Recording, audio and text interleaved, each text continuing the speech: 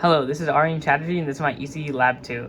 So this is my breadboard and my MIDAC, and basically what happens is the input X, Q0, and Q1 go through the line decoder, and then certain decoder outputs are then run through the NAND gates, and those outputs are then run through the flip-flops, affecting Q0 and Q1, which are then run back to the decoder and run into the MIDAC so we can test the states. So looking at the program, I currently use 0, 1, and 3 as inputs to the circuit. 0 is a single input X that the state machine takes, 1 controls my clock, and 3 controls the reset pins and the flip-flops. Additionally, Q0 is 4 and Q1 is 5 on the MIDAC. And from our state table, we can see that A is when Q1 and Q0 are 0, 0, B is when Q1 and Q0 is 0, 1, and C is when Q1 is 1 and Q0 is 0. So let's start running the state machine.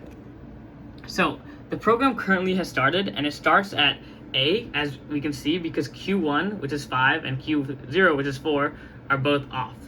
So when we try to change the outputs, or when we try to change the states by affecting the clock, which is 1, we can see that nothing changes, and this is because the reset pin is not set to high.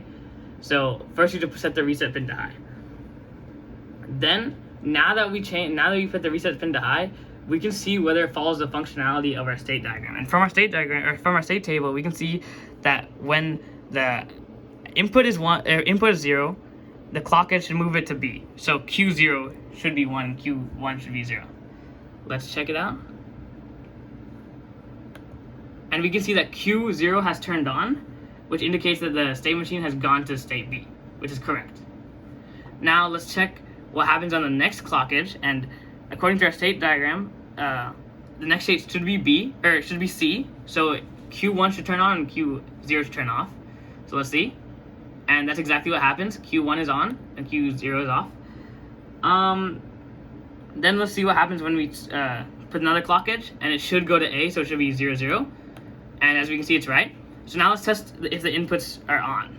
So our input is X, so let's turn it on, and let's see what the rising clock edge does. And when the rising clock edge occurs when the input is on, we can see that the state machine stays at state A, which is correct to our state machine.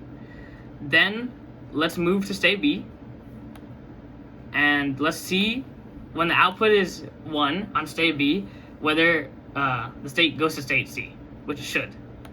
And we can see it does because Q1 is on and Q0 is off.